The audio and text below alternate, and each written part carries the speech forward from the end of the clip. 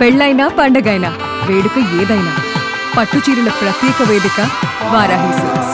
అహ్మదాబాద్ ఫ్లైట్కి క్యాప్టెన్గా వ్యవహరించినటువంటి సుమిత్ సబర్వాల్ ఒక మేడే కాల్ ఇచ్చారని చెప్తున్నారు. అంటే ఎమర్జెన్సీ కాల్ అనమాట, SOS అంటారు. ఎమర్జెన్సీ కాల్ ఇచ్చారని, ఆ కాల్లో no power no thrust going down అని చెప్పేసి ఆయన ఆ ఇంటిమేషన్ ఏదైతే ఉందో అది 5 సెకండ్స్లో పంపించారు ATCకి అని చెప్తున్నారు. అసలు దాని అర్థం ఏంటి? అంటే ఏం జరుగుతుందని ఆయన మనకు చెప్పాలనుకుంటున్నారు, అంటే ATCకి చెప్పాలనుకుంటున్నారు. దాని గురించి ఇప్పుడు మనకి క్లియర్గా ఎక్స్ప్లెయిన్ చేసేందుకు మనతో పాటు లైవ్ కాల్లో అందుబాటులో ఉన్నారు కెప్టెన్ మమతా గారు. మనందరికీ తెలుసు, ఆవిడ నిన్న కూడా మనతో మాట్లాడారు. మొదటి మహిళా పైలట్ ఆవిడ. సో ఒక్కసారి ఆమెతో మాట్లాడదాం. మ్యామ్ నమస్తే అండి. నమస్తే మ్యామ్, నిన్న మీరు చాలా క్లియర్గా ఎక్స్ప్లెయిన్ చేశారు ఏం జరిగి ఉండొచ్చు అనేది. ఎగ్జాక్ట్గా ఆల్మోస్ట్ 2 ఇంజన్లు ఫెయిల్ అయిపోవటం అనేదే ఇప్పుడు మనం చూస్తున్న లేటెస్ట్ న్యూస్ కూడా అదే మ్యామ్. ఇప్పటికిప్పుడు మేము విన్నది ఏంటంటే క్యాప్టెన్ కాల్ ఇచ్చారు.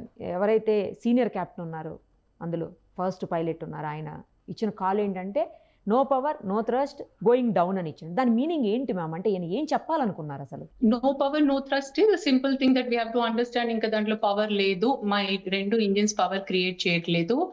అండ్ నో థ్రస్ట్ అంటే మామూలుగా థ్రస్ట్ అనేది ఏంటంటే ఒక ఇంజిన్ రన్ చేస్తున్నప్పుడు దాంట్లో పవర్ ఉంది కదా, engine is creating the power. Thrust అంటే the movement forward is called thrust. The movement of forward is called thrust. So this thrust is very essential for us to climb also. Okay. And thrust is at the maximum while climb low, this is the maximum anamata. Maximum thrust untundi. Alage manaku descend ayinappudu minimum thrust untundi. When we are coming in for landing, we are coming with a minimum thrust. Okay. Mana cruise lo oka 70-80% of thrust untundi. Okay ma'am. So that is how the plane flies. So on a takeoff you have the maximum thrust. And you are with full power. Okay. So no power, no thrust means simple. That means engines have failed and they don't have thrust, and falling down means Inka, now he is not able to save the aircraft. So it is basically to save our souls. So he could imagine that he is unable to save anybody there. He ante enta mandi batuktaro anedi ayanaku kuda doubt. So he just prayed in that last minute that falling down is nothing but save our souls. కానీ అంటే ఏం చెయ్యలేని situation లో ఆయన ఏం చెప్పాలనుకున్నారో చెప్పేశారు, అంతే కదా madam? ఇక చెప్పేశారు ఎందుకంటే he realized that his aircraft is going down now.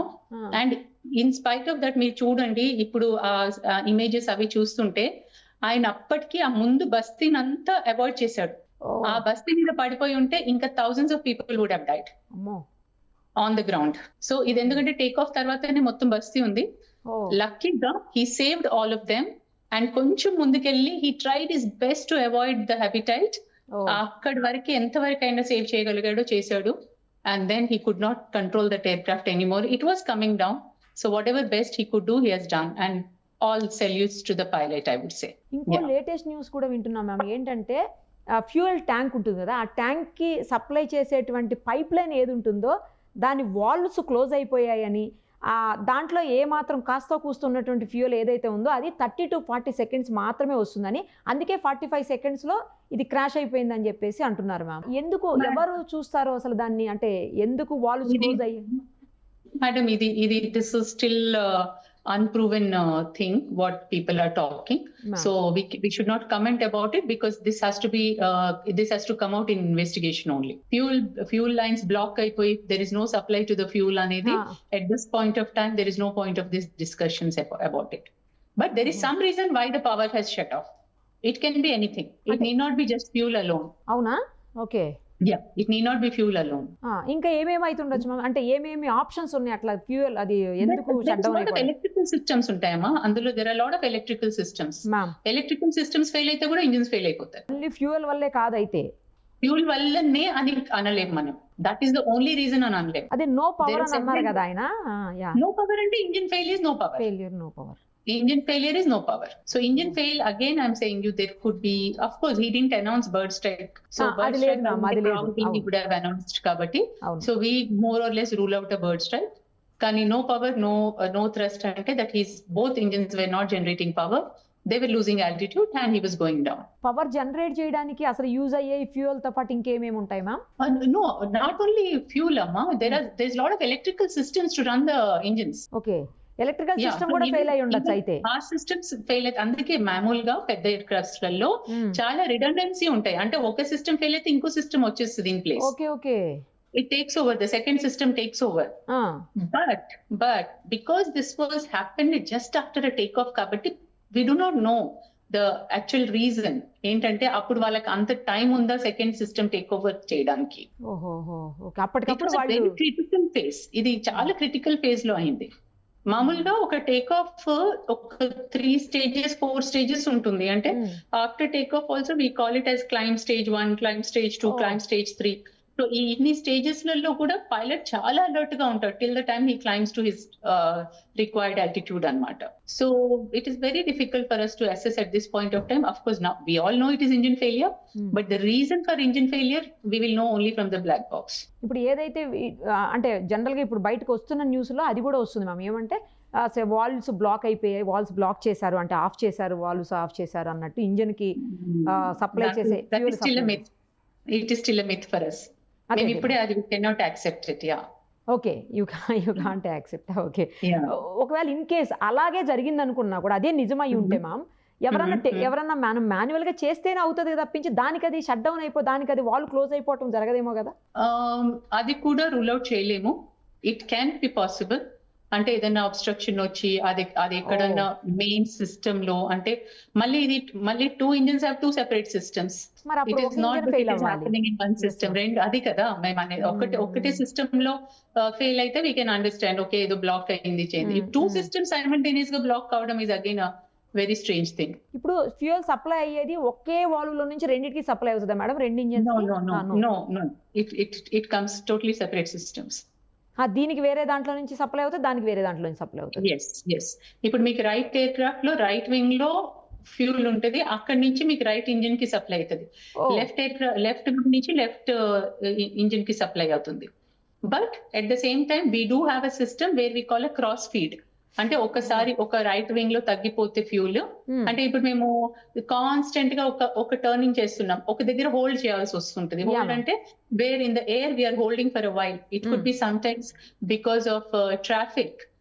మాకు ఒక్కొక్కసారి 30 minutes 40 minutes హోల్డ్ కూడా ఉంటుంది. కరెక్ట్, అవును ma'am. So then we're holding for that 40 minutes, we're making turns in one direction only continuous. So when we're holding that, what is happening, the fuel tank of one is consumed more than the other. అట్లాంటప్పుడు ఏమవుతుంది అంటే the moment we level out, we try to transfer the fuel from the other one into that. Right ma'am, అర్థమైంది. So fuel transfer is allowed. అంటే ఒక్కొక్కసారి మాకు ఒక tank మొత్తం కూడా ఎంటీ కావచ్చు in case if we are continuously holding in a turn. Then we level out and then we transfer the fuel from right to left. So but systems we will have separate. Right. For each engine the system will be separate. Suppose ma'am main valve బంద్ చేసేసాం అనుకోండి, అసలు supply of చేసాం అనుకోండి, అప్పుడు రెండింటికి supply ఆగిపోద్దిగా? లేదు, 2 fuels of చేసేస్తాం. అప్పుడు ఫ్యూల్ షట్ ఆఫ్ 2 ఆఫ్ చేయాలి. అప్పుడు నేను అనేది సింగిల్ ఇంజిన్ ఉంటే ఫ్యూల్ షట్ ఆఫ్ ఒకటి ఆఫ్ చేస్తాం. ట్విన్ ఇంజిన్ ఎయిర్ క్రాఫ్ట్ ఉంటే దాంట్లో కూడా ప్రొవిజన్స్ ఉంటాయి. It varies from engine to engine and air craft to air craft. అట్లా కానీ జనరల్ గా ఎట్లా అంటే ఒక సింగిల్ సిస్టమ్ మీద ఉండదు ఈ కమర్షియల్ ఎయిర్ క్రాఫ్ట్స్ అన్నిటికీ ఒక డ్యూయల్ సిస్టమ్స్ ఉంటాయి. ఒకేసారి 2 ఇంజిన్స్ ఫెయిల్ అవ్వడం అనేది ఇప్పుడు అసలు పెద్ద క్వశ్చన్ మార్క్, $1 million క్వశ్చన్ అవుతుంది అది. ఎస్ అబ్సల్యూట్లీ అమ్మా. మీరు కామన్ మ్యాన్ గా మీరు ఎంత anxious గా ఉన్నారో to know the reason, we as aviators also are equally anxious. Right, like I have my students working in Air India in different airlines. So obviously from day before onwards all our discussions is on this only. What is the possibilities, but it is becoming very very difficult for us to pinpoint a reason. So we all know engine failure. Yes. కానీ ఎందుకు అనేది it's still a question mark. Like ma'am ఇంకొక విషయం చెప్పండి, నేను కూడా last time ఒకసారి ఫ్లైట్లో ట్రావెల్ చేసేటప్పుడు, అది చిన్న ఫ్లైటే, ఇండిగో ఫ్లైట్, బట్ దానికి లోపల ఉన్నటువంటి లగేజ్ ఉంటుంది కదా మ్యామ్, మనం క్యాబిన్ లగేజ్ వేస్తాం. క్యాబిన్ లగేజ్లో వేసినప్పుడు ఆ బ్యాగ్స్ అవన్నీ తీసి వెనక్కి పెట్టారు, ముందు నుంచి తీసి వెనక్కి పెట్టారు. తర్వాత పాసెంజర్స్ని కూడా మిడిల్లో ఫ్రంట్ సీట్లో బాగా ముందుకున్నారు, మిడిల్లో లేరు, బ్యాక్ ఉన్నారు. మిడిల్లో వాళ్ళని ఏమి సీట్లు ఖాళీగా ఉన్నప్పుడు ఫ్రంట్లోంచి కొంతమందిని, బ్యాక్లోంచి కొంతమంది తెచ్చి మిడిల్లో కూర్చోబెట్టారు. ఇదే ఎందుకు అలా అని అడిగాను నేను. అడిగితే బ్యాలెన్స్ అవ్వదు మేడం, ఫ్లైట్ మొత్తం వెనకే ఉన్నారు, లగేజ్ కూడా అంతా ఎక్కువ అటు ఇటు ఉంది, మధ్యలో ప్యాసింజర్స్ లేరు కాబట్టి లగేజ్ కూడా లేదు, అంటే క్యాబిన్ లగేజ్ పెట్టలేదు ఎవరు, సో అందుకు బ్యాలెన్స్ చేస్తున్నాము అని అన్నారు. అలా అది కూడా ఏమన్నా ఇట్లాంటి వాటిలో ఎఫెక్ట్ చూపిస్తుందా మేడం? అలా ఏమి ఉండదా? ఉంటుంది. Centre of gravity is very important. Okay, చాలా ఇంపార్టెంట్ అది సెంటర్ ఆఫ్ గ్రావిటీ. అందుకే మాకు ఒక CG ఎన్వలప్ అని ఉంటుంది on paper. So we should not cross the envelope. అంటే మాకు దాని కిందికి వెళ్ళలేం, దాని పైకి వెళ్ళలేం, we should be within that envelope. So ఆ CG ఎన్వలప్ అనేది ఎలా ఉంటుంది అంటే మనకు total fuel, total passenger weight and total luggage weight అన్ని తీసుకొని whether we're in the envelope and whether we have distributed the load in even way అది చూసుకుంటారు. అంటే ఒక్క దగ్గరికి వస్తే for example I show you small plane. ఇది చూడండి, ఇది లెవెల్ ఫ్లైట్ లో ఇట్లా ఉంది. ఇప్పుడు మొత్తం వెయిట్ ముందుకు వస్తే what will happen, the nose will keep going down, which is not a right thing. Or మొత్తం వెయిట్ వెనకాల ఉంటే కూడా అది వెనక్కి టేల్ డౌన్ అయిపోతుంది. So that is why we distribute the మొత్తం luggage and passengers evenly on the aircraft. సో ఒక్కొక్కసారి ఇప్పుడు ఏంటి, మనము ఆన్లైన్ లో మనమే బుక్ చేసుకుంటున్నాం టికెట్, అంటే మన సీట్ మనం బుక్ చేసుకుంటున్నాం.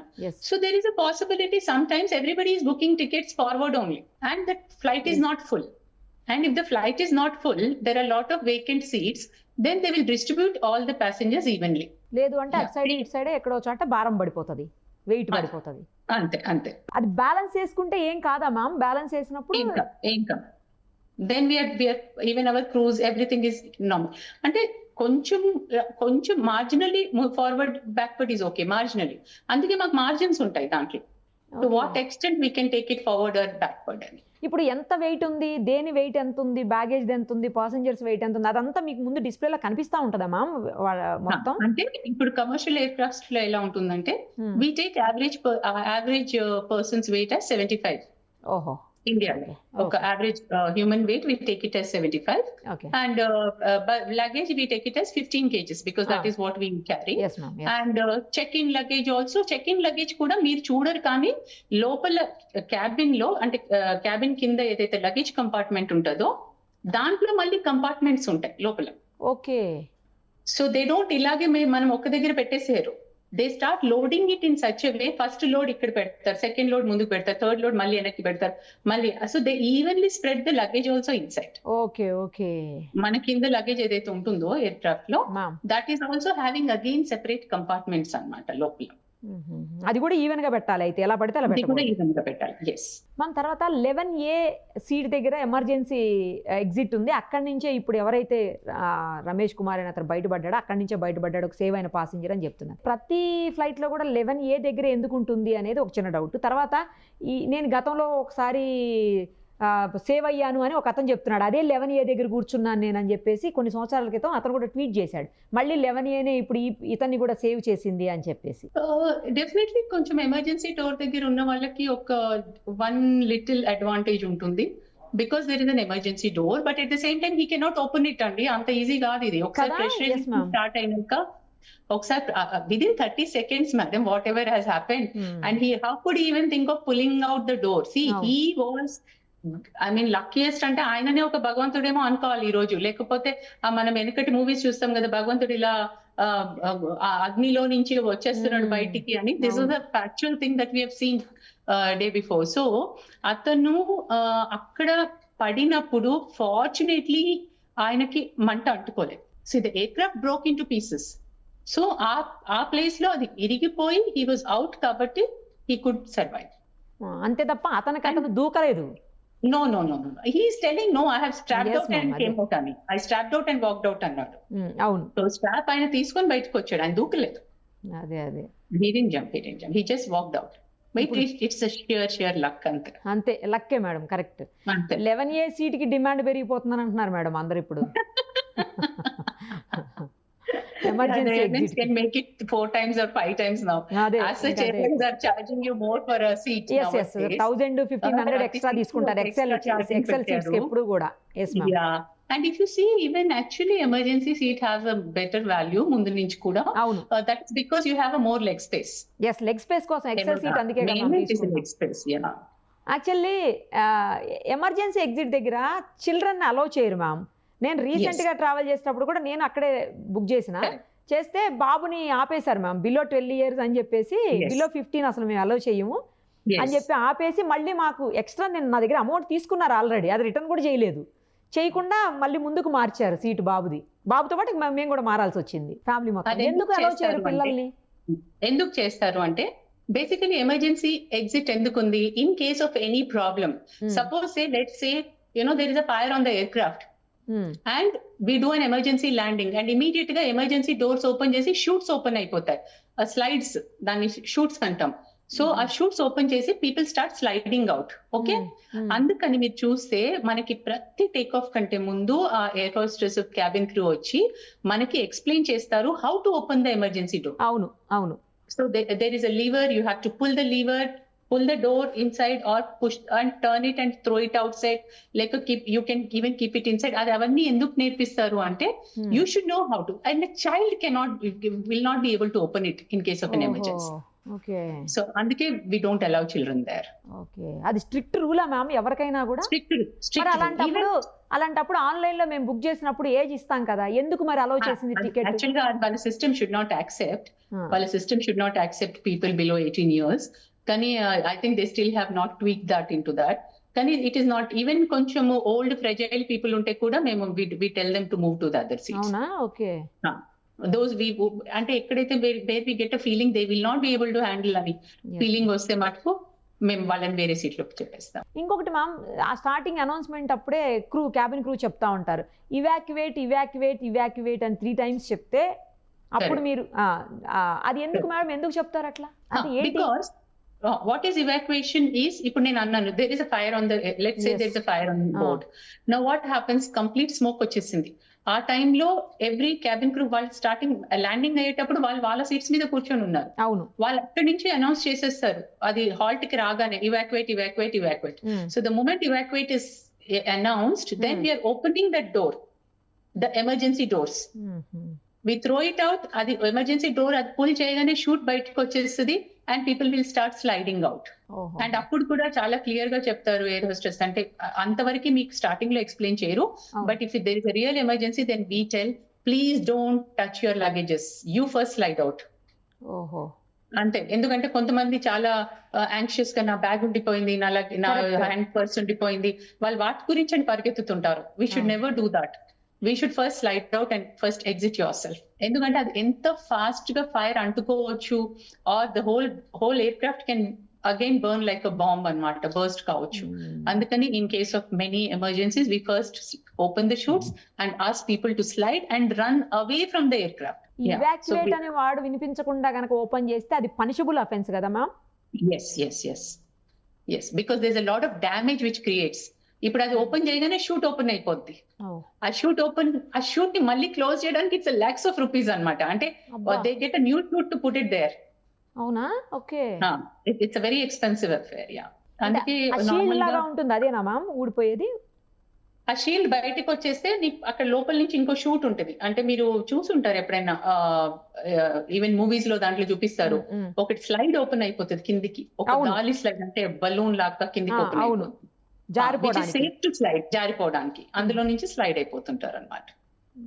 అది చాలా కాస్ట్లీనా? ఓకే, చాలా కాస్ట్లీ, అది చాలా కాస్ట్లీ. అందుకని మనం ఊరికేనే అది ఓపెన్ చేయలేదు. ఇంకొకటి చెప్పండి మేడం, ఫైనల్ గా ఇంజిన్ లోపల 1,25,000 లీటర్ల ఫ్యూయల్ ఉంది అని చెప్తున్నారు. అది హైయెస్ట్ ఫ్యూయల్ మ్యామ్? అసలు ఎంత, అంటే మాక్సిమం ట్యాంక్ లెవెల్ ఎంత ఉంటుంది మ్యామ్ అసలు? దీని మాక్సిమం ట్యాంక్ అంటే 787 is a very big aircraft, one of the largest aircraft. Okay. And దీని tank full capacity is 1,25,000, 1,26,000 liters. ఓహో, అంటే ఆల్మోస్ట్ దగ్గరగానే ఉంది. యా ఎందుకంటే మన టేక్ ఆఫ్ ఇది almost 7-8 hours flight, so they will definitely take full fuel because it's one continuous flight ఇది. Yes ma'am, అవును. రైట్ మ్యామ్, చాలా మంచి ఇన్ఫో ఇచ్చారు. నాకు ఒక్కసారి మీ అకాడమీని కూడా విజిట్ చేయాలని ఉంది. అక్కడ వీలవుతే ఇంకా అంటే దగ్గరగా చూసి అన్ని తెలుసుకోవాలని ఉంది మ్యామ్. మీరు పర్మిట్ చేస్తే నేను తప్పకుండా వస్తాను ఒకసారి. మోస్ట్ వెల్కమ్ మేడం, రండి. Thank you ma'am, thank you so much. Bye. Suman టీవీలో మీ పర్సనల్ అండ్ బిజినెస్ ప్రమోషన్స్ కోసం కింది నెంబర్కి కాంటాక్ట్ చేయండి.